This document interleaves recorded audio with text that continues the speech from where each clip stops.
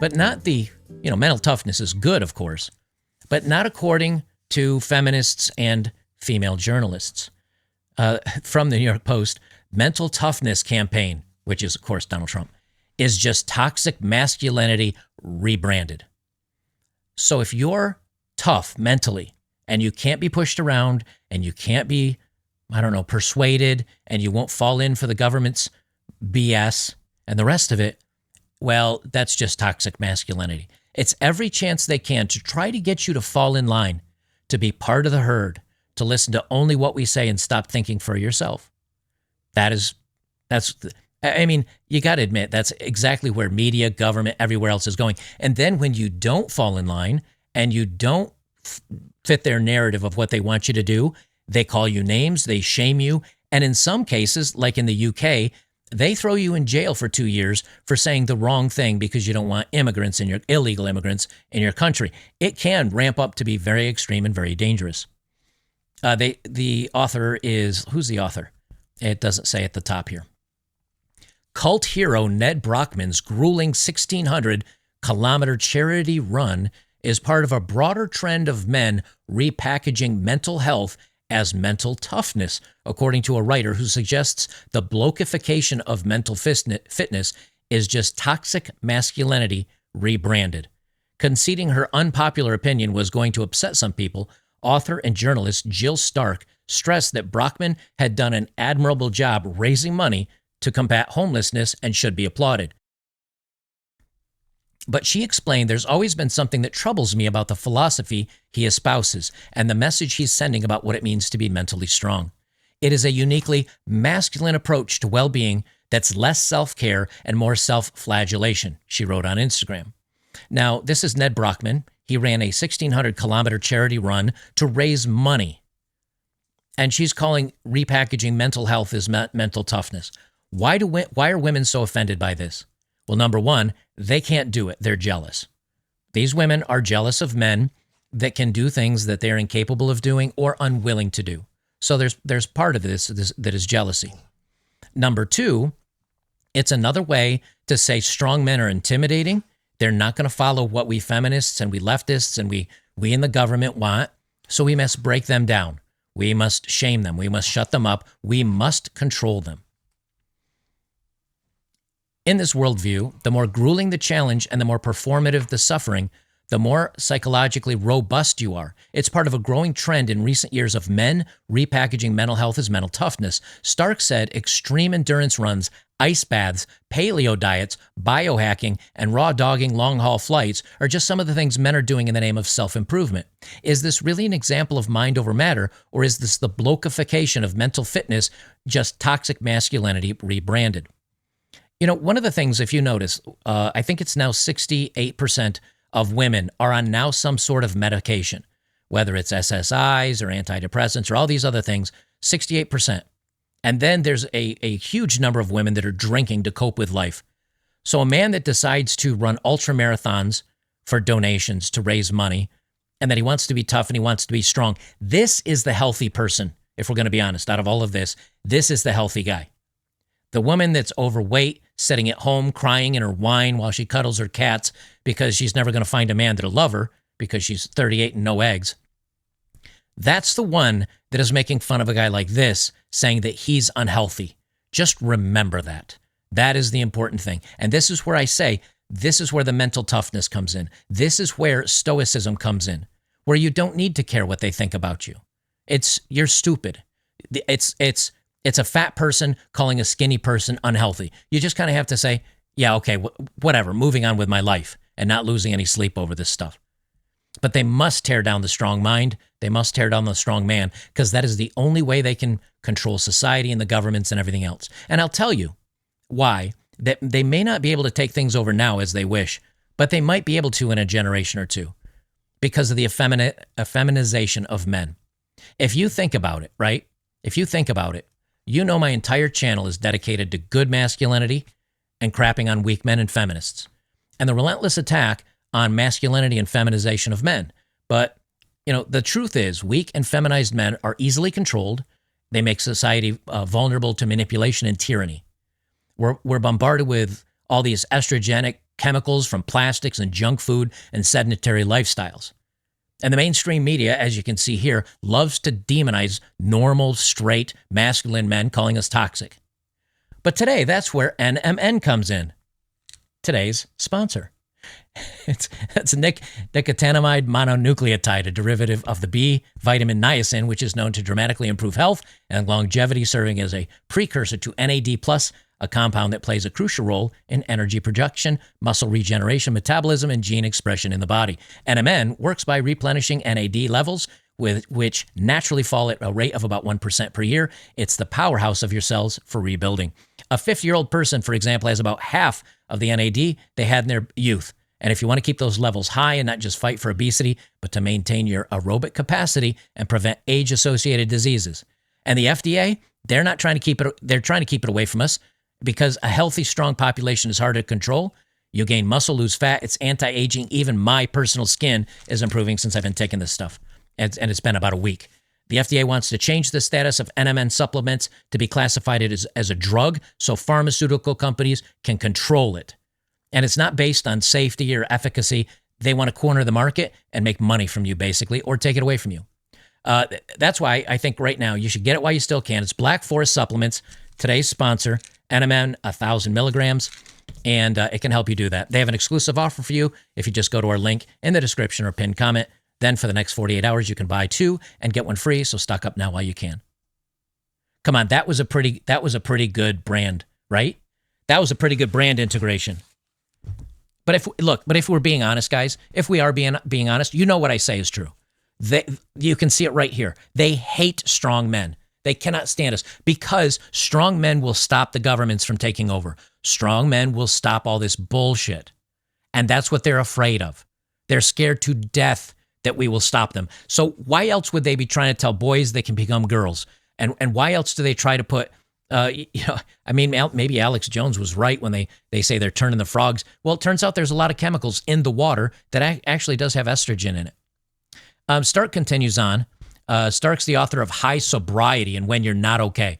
Okay, so get this. The person that wrote High Sobriety and When You're Not Okay is trying to tell us that we're the bad guys. No, you just admitted you're not okay. So why would we listen to you? Also, you're a woman. So she laid out her thoughts about why she was disturbed by this modern brand of male wellness in her Patreon subscriber newsletter. Now, let's check on her Instagram page and see what she recently posted. Oopsie. Her page is gone. It seems like she got enough pushback that she decided to dive into the weeds and disappear from the internet. So nothing like a woman stepping up, writing a story attacking guys, and then when she gets some pushback, she runs away. Well, color me shocked.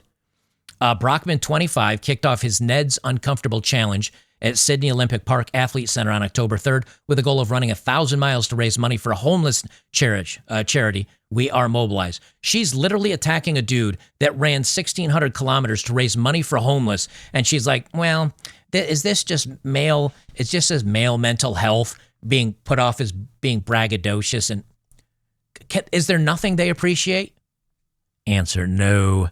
The electrician and ultramarathoner runner from Forbes in NSW captured the hearts in the nation 2 years ago by running nearly 4,000 kilometers from Perth to Sydney in 46 days. Boy, they are so threatened by strong men.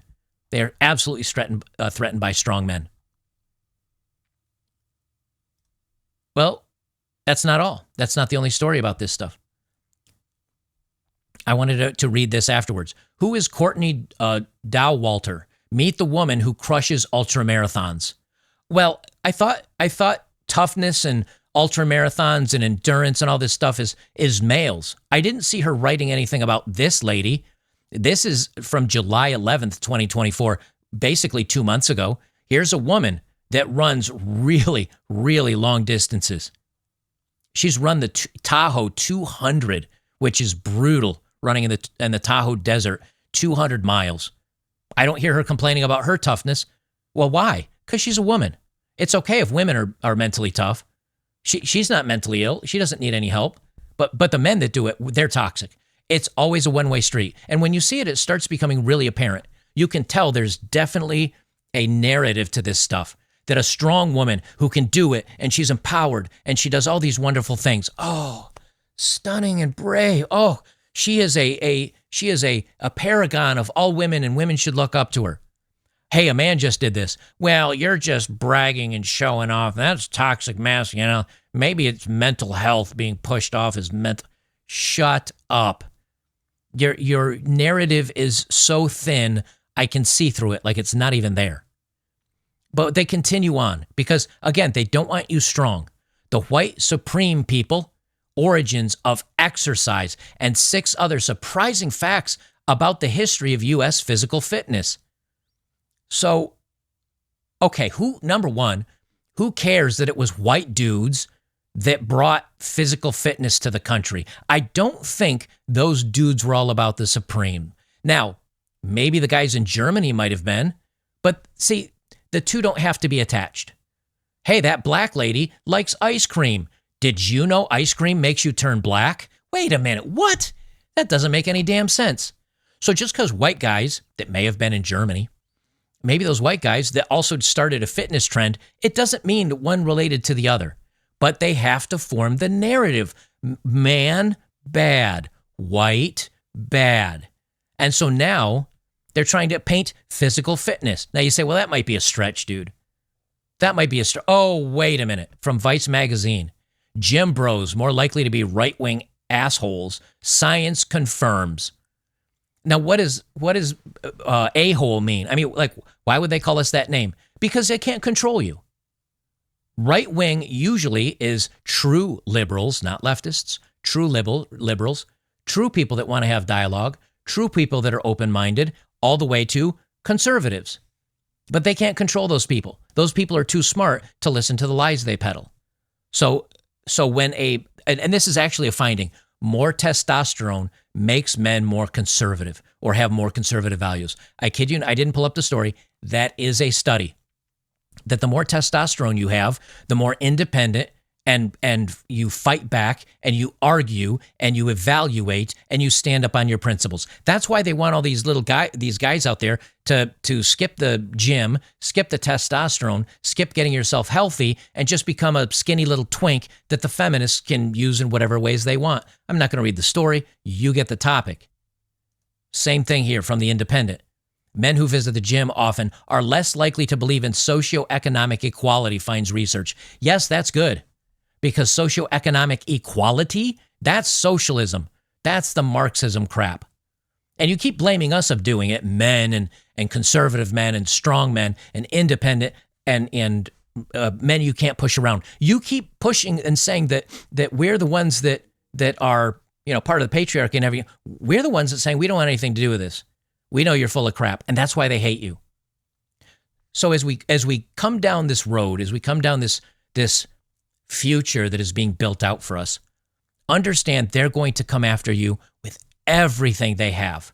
They must control you or you're dangerous. They must be able to dictate how you feel, how you think, where you go.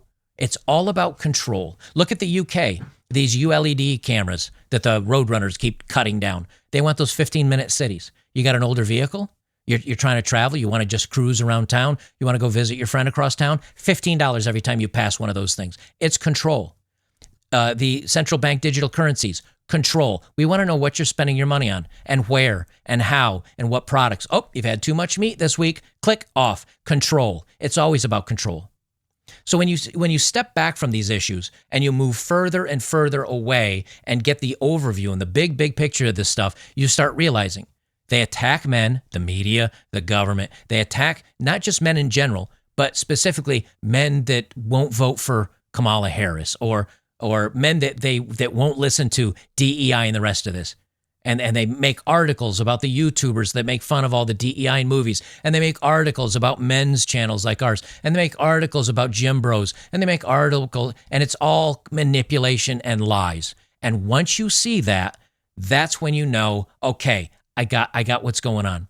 And for anybody that says they don't see it, it's kind of like blue pill and red pill.